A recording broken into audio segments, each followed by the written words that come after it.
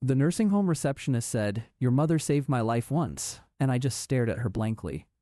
This is not the story you think about a daughter finally learning to love her cold, distant mother. I want to tell you about Carol Donnelly, who was a waitress at the Rusty Nail Diner in Billings, Montana. By my own honest accounting, Carol was the kind of mother who could make you feel invisible in a crowded room.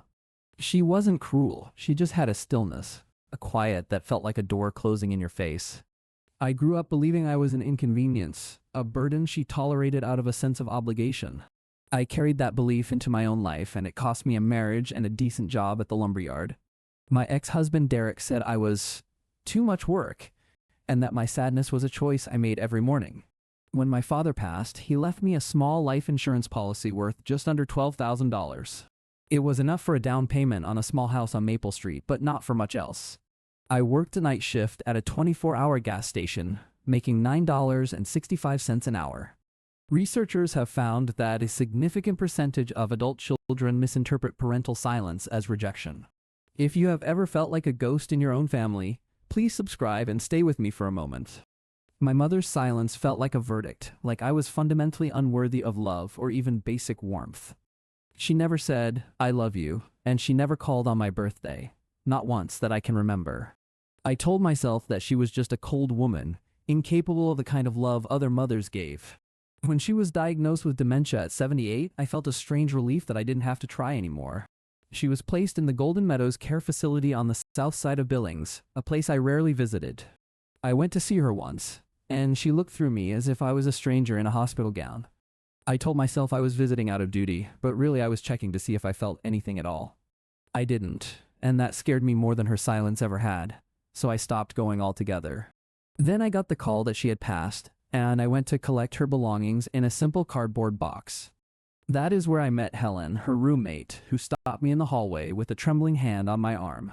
She was a frail woman with watery blue eyes, and a voice that sounded like it was made of gravel. Helen said the words that broke me. "Your mother saved my life once." I had no idea what she meant. I stood there, holding the cardboard box, and I asked her what she was talking about in a whisper. Helen said, "I was in a car accident in 1984, and my car flipped into a ditch on Highway 87. She was trapped and bleeding, and a woman in a green Ford pickup stopped and pulled her from the wreck. That woman was my mother, Carol Donnelly, on her way to a shift at the Rusty Nail Diner." Helen said she saw my mother's face in the nursing home and recognized her after all those years. She said my mother never identified herself, just called an ambulance, and stayed until it arrived. Helen told me she had been looking for that woman for 40 years to say thank you for saving her. I sat down on the hard linoleum floor because my legs couldn't hold me anymore after hearing that story. She gave me a crumpled, faded business card from the diner that my mother had left with her. It had Rusty Nail Diner and a phone number that had been disconnected for over 20 years. I looked at that card, and I realized I had no idea who my mother, Carol Donnelly, actually was. I went back to my mother's room and started looking through her things with a new kind of urgency. Under her bed, I found a shoebox with old pictures and a letter from a woman named Helen Walsh.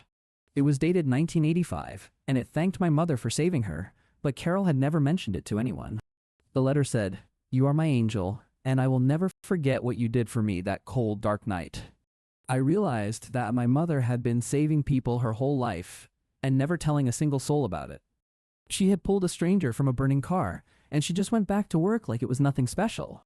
I was the one who was wrong, not her, because I had measured her love by the words she never said. I went back to Helen's room, and I thanked her for telling me the truth, because she didn't have to. I didn't need to track down records or find witnesses because Helen's story was my mother's truth. Studies suggest a significant number of people who perform heroic acts never publicly acknowledge them. My mother was a silent hero, and I had spent 51 years judging her for her inability to perform love. I drove home that afternoon with a box of my mother's things and a photograph of her smiling in 1983. She was holding a puppy, laughing, and I realized I had never seen her look so happy and so free. The silence wasn't an absence of love, it was just the language she spoke in a world that demanded noise. I thought about all the times I had felt rejected, and I wondered if she felt rejected by me too. I wondered if my own silence and distance had hurt her just as much as her silence had hurt me. I didn't call my ex-husband to gloat or post a picture of Helen's letter on the internet for validation. I didn't need revenge against a life that had felt unfair because I had found the truth I wasn't looking for. I realized that being underestimated is not the same as being weak, and quiet proof outlasts loud cruelty.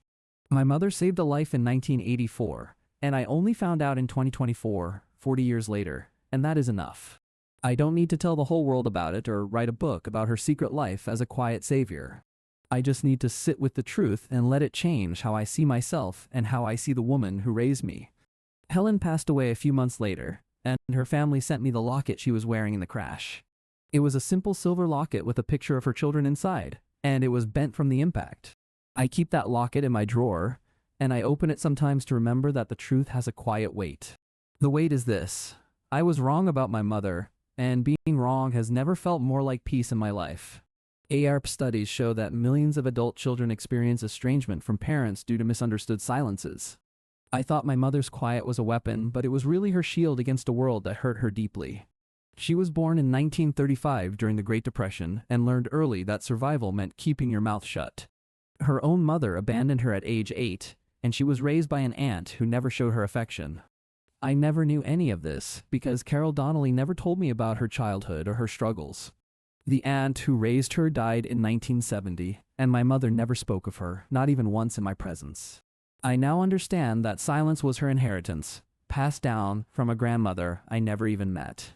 She didn't know how to show love because nobody had ever shown her how to do it properly. Helen told me that my mother visited her in the hospital every day for a week after the accident. She brought flowers and magazines and sat with Helen until she was discharged from the hospital. Helen said my mother never told anyone at the diner about what she did that night on the highway.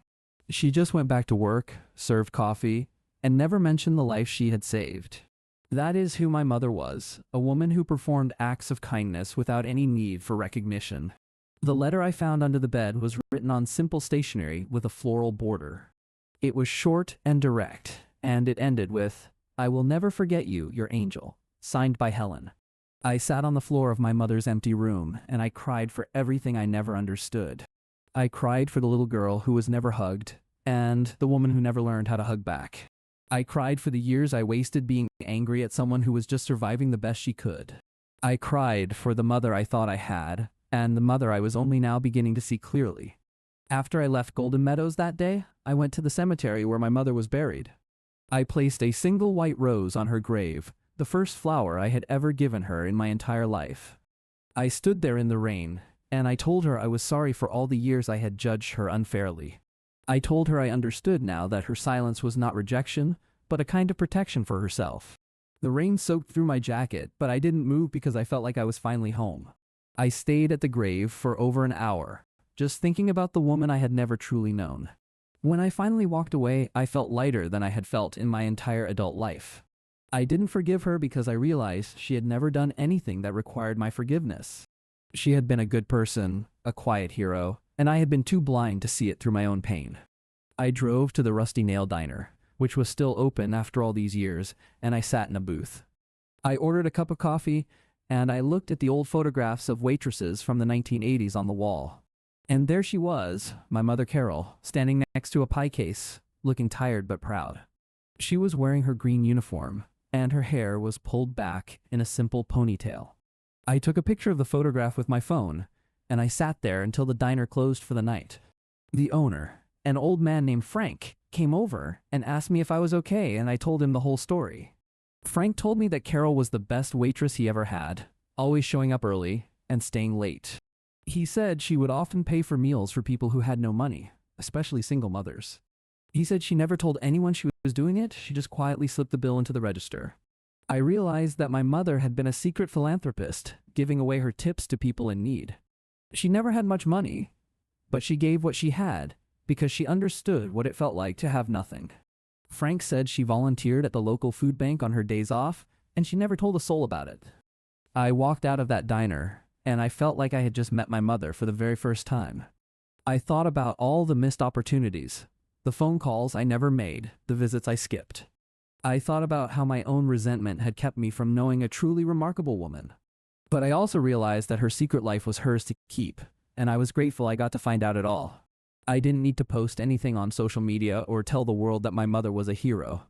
I just needed to carry her story in my heart and let it change how I live my own life. I started volunteering at the food bank on Saturdays, following in the footsteps I never knew existed. I started leaving bigger tips at diners, just like my mother used to do for struggling strangers.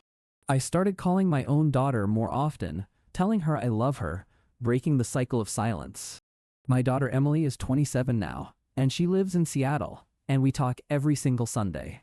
I told her about her grandmother, the woman I used to resent, and now I tell her all the good stories. I show her the photograph of Carol holding the puppy, laughing, and we both smile at the image. I gave Emily the silver locket that Helen's family sent me, to carry a piece of her grandmother's legacy. She wears it sometimes, and she tells me she feels a connection to a woman she never got to meet. I wish I had known the real Carol Donnelly when she was alive, but I know her now in a different way.